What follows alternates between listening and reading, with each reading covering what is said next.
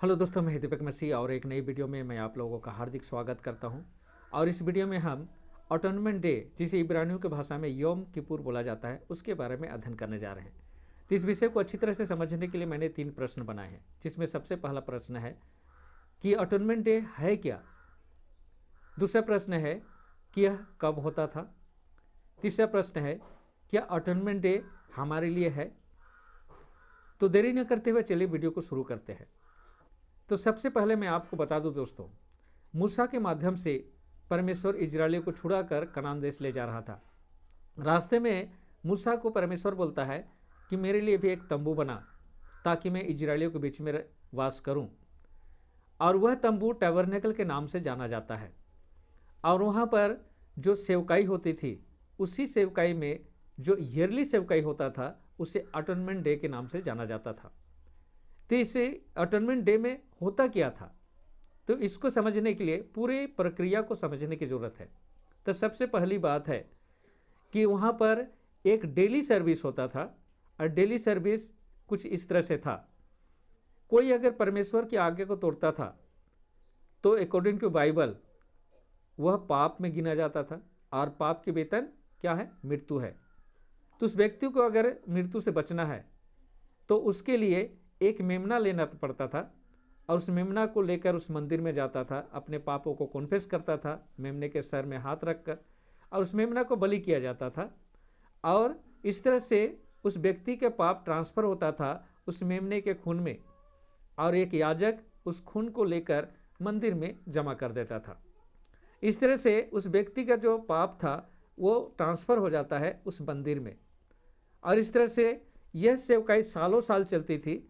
प्रत्येक दिन लोग सवेरे से शाम तक अपने पापों को जमा करने के लिए उस मंदिर में आते थे। लेकिन साल में एक दिन होता था जो उस जमा किए हुए सारे पापों को क्लीन करने का काम किया जाता था, और उसी को अटोनमेंट डे के नाम से जाना जाता है। उस दिन महायाजक की जरूरत पड़ती थी, क्योंकि महायाजक के अलावा कोई भी इस अटोनमेंट डे का काम को पूरा नहीं कर सकता था। और उस दिन उस महायाजक अपने पापों के लिए सबसे पहले प्रायश्चित करता था, अपने पापों के लिए बलिदान चढ़ाता था। उसके बाद इजरायलियों के नाम से 2 बकरे लिए जाते थे, और उसमें लॉटरी निकालकर एक बकरा अजाजेल के लिए और एक बकरा परमेश्वर के लिए चुना जाता था। तो जो बकरा परमेश्वर के नाम से निकलता था उसको महायाजक बलि करने के बाद उसका खून लेकर पहली बार महापवित्र स्थान में प्रवेश करता था। तो यह प्योर खून था, क्योंकि इसमें किसी तरह का कॉन्फेस नहीं होता था। और इस तरह से उस खून के माध्यम से जो 1 साल तक इजरायलियों का पाप जो जमा है उसको क्लीन करने का काम चालू होता है। तो जिस समय यह अटोनमेंट का सर्विस होता था, उस दिन तक इजरायलियों का कोई भी पाप अपने पास ना रहे, बल्कि उसे ऑडिट के लिए परमेश्वर के मंदिर में अवश्य जमा होना चाहिए। अगर किसी के पाप रह जाता था तो उसे समाज से बाहर किया जाता था, और उसका एक ही पनिशमेंट था, डेथ पनिशमेंट। जैसा कि लेवियो 23 अध्याय का 27 से 29 पद में उस दिन के बारे में और उस सेवकाई के बारे में दिया है।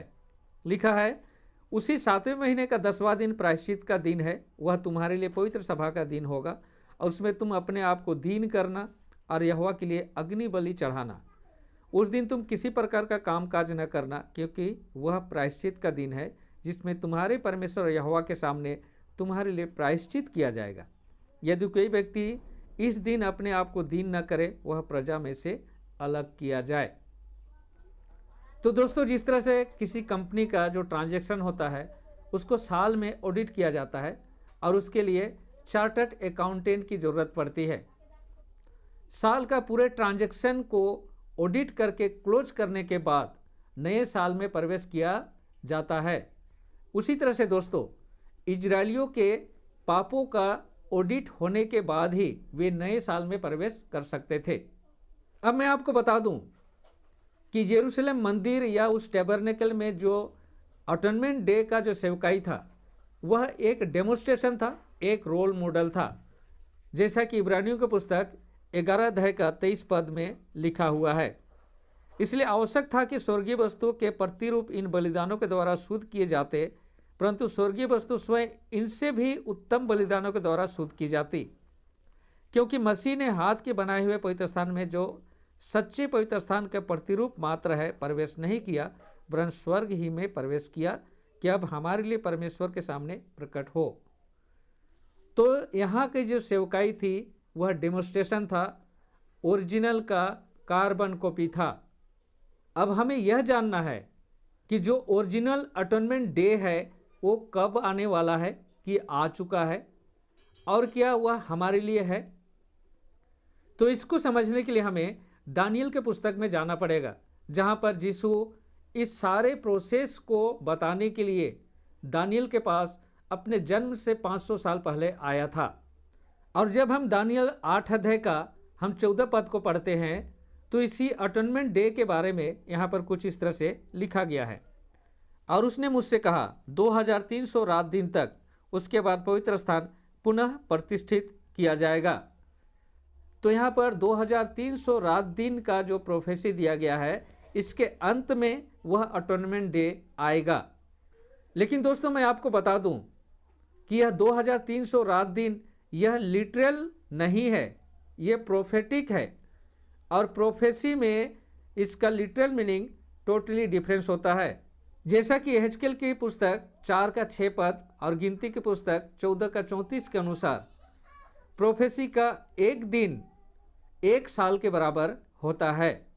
तो इसका मतलब यहाँ पर हुआ दोस्तों कि 2300 रात दिन का मतलब है 2300 साल। तो 2300 साल का एंडिंग पॉइंट जानने के लिए हमें इसका बिगिनिंग पॉइंट सबसे पहले हमें ढूंढना पड़ेगा। तो दानियल 8 में जो प्रोफेसी दिया गया है उसका एक्सप्लेनेशन दानियल चैप्टर 9 में दिया गया है। और जब हम दानियल चैप्टर 9 में जाते हैं और उसको 24 पद से पढ़ना शुरू करते हैं तो यहाँ पर हमें इसका बिगिनिंग पॉइंट मिलता है। जैसा कि यहाँ लिखा है, तेरी प्रजा तेरे पवित्र नगर के लिए 70 सप्ताह ठहराए गए हैं कि उनके अंत तक अपराध समाप्त हो, पाप बंद हो, अधर्म का प्रायश्चित किया जाए, सनातन काल की धार्मिकता स्थापित हो, दर्शन और नबूवत मोहरबंद हो और परम पवित्र का अभिषेक किया जाए। अतः तू समझकर जान ले कि यरूशलेम के पुनः निर्माण और बसाए जाने की आज्ञा निकलने से लेकर अभिषिक्त प्रधान के समय तक 7 सप्ताह और 62 सप्ताह होंगे। संकट के दिनों में चौक और खाई समेत वह नगर फिर से बसाया जाएगा। तो यहाँ पर 70 सप्ताह दिया गया है, वो भी प्रोफेटिक टाइम है। इसी 2300 साल का ही ये भाग है। तो इस 70 सप्ताह का जो बिगिनिंग पॉइंट होगा वही 2300 साल का बिगिनिंग पॉइंट है। और यह बिगिनिंग पॉइंट कब से शुरू होता है? यरूशलेम के पुनः निर्माण किए जाने के आदेश निकलने से। तो हम जानते हैं कि यरूशलेम को पूरी तरह से बर्बाद कर दिया था नबूकदनेस्सर ने, और उसको फिर से बसाया गया। और यीशु के समय में वही यरूशलेम मंदिर था जिसे फिर से बसाया गया था। तो इसका आदेश 3 बार निकलता है। पहला आदेश राजा साइरस निकालता है, वो फेल्यूर हो जाता है। उसके बाद दूसरा आदेश किंग दारियस निकलता है, वो भी फेल्यूर हो जाता है। और इसी किंग दारियस का जो ग्रैंड सन था आर्टजेर्जस, उसका जो आदेश जब निकलता है तो फाइनली इजरायली लोग यरूशलेम जाकर उस शहर को फिर से रिपेयर करते हैं, बसाते हैं। तो वह आदेश निकाला गया था 457 बीसी में, और यह 457 बीसी ही है 2300 साल का जो प्रोफेसी है उसका बिगिनिंग पॉइंट। अब 457 से 2300 साल एडी की तरफ हम जाते हैं तो हम पहुंचते हैं 1844 एडी में। तो दोस्तों 22 अक्टूबर 1844 का वह दिन है जब यीशु जो हमारा महायाजक है उस अटेनमेंट प्रोसेस को शुरू करता है और पवित्र स्थान से महापवित्र स्थान में प्रवेश करता है। और वहाँ पर सारे मसीह भाई बहनों का जो जीवन का अकाउंट है उसको चेक किया जा रहा है। और इस दृश्य को हम लोग दानियल की पुस्तक 7 अध्याय में बहुत ही क्लियर पाते हैं। जैसा कि अगर हम लोग 9 और 10 पद को पढ़े तो कुछ इस तरह से लिखा है, और मेरे देखते देखते सिंहासन रखे गए और अनादिकाल के प्राचीन विराजमान हुआ। उसका वस्त्र हिमसा श्वेत था और सिर के बाल शुद्ध ऊन के समान थे। उसका सिंहासन अग्नि की ज्वाला था, जिसके पहिए धधकती हुई आग थे। उसके सामने से आग की एक धारा निकल कर बह रही थी। हजारों हजार लोग उसकी सेवा कर रहे थे और लाखों लाखों उसके समक्ष उपस्थित थे।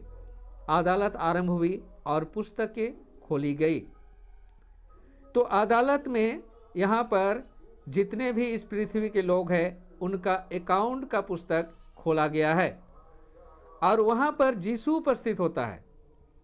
जैसा कि तेरे पद में लिखा है, मैंने दर्शन में रात को देखा कि मनुष्य के पुत्र के समान कोई आकाश के बादलों के साथ आ रहा था और वह अनादिकाल के प्राचीन तक पहुंचा और वह उसके सम्मुख लाया गया। तो यीशु कौन है? हमारा महायाजक। तो क्लीन करने का काम कौन करेगा? यीशु करेगा। तो यीशु ने अपना खून बहाया है हमारे पापों को क्लीन करने के लिए। लेकिन क्लीन तभी हो सकता है जब हमारा पाप उस मंदिर में जमा हो। अगर इस ऑडिट के समय हमारा कोई भी बकाया पाप रह जाता है तो उसका पनिशमेंट हमें बियर करना पड़ेगा और उस पनिशमेंट से यीशु भी हमें नहीं बचा सकता है। जब तक आपका अकाउंट यहाँ पर क्लियर नहीं हो जाता है तब तक आप आगे नहीं बढ़ सकते हैं। इसका मतलब है दोस्तों कि यह योम किपुर यानी अटोनमेंट डे हर मसीह भाई बहन के लिए मोस्ट इम्पोर्टेंट पार्ट है। और 1844 से यीशु उस अटोनमेंट की सेवकाई को कर रहा है। जिस तरह से इस सेवकाई के समय इजरायली लोग अपने घर से निकलकर उस मंदिर में जमा होते थे, एक भी व्यक्ति घर में नहीं रहता था, एक भी नहीं छूटते थे, उसी तरह से अभी हमारे लिए समय है, क्योंकि अटोनमेंट का काम ऑलरेडी गोइंग ऑन चल रहा है। 1844 में यीशु महायाजक के रूप में महापवित्र स्थान में प्रवेश कर चुका है और हमारी अकाउंट वहाँ पर चेक की जा रही है। और इस समय अगर हम पाप करते हैं तो वो हमारे अकाउंट में रह जाएंगे, उसे यीशु क्लियर नहीं करेगा। तो दोस्तों, जो अनुग्रह का टाइम है वो ज़्यादा दिन नहीं रहने वाला है। जितना जल्दी हो सके अपने अकाउंट को आप चेक करवा लें। तो मैं विश्वास करता हूँ मेरा यह छोटा सा प्रयास इस विषय को समझने में आपको ज़रूर मदद किया होगा। अगर वीडियो अच्छा लगा हो तो लाइक ज़रूर करें। तो मिलता हो अगले वीडियो में, तब तक परमेश्वर का आशीषों का आनंद उठाइए। परमेश्वर आप लोगों के साथ हो। धन्यवाद।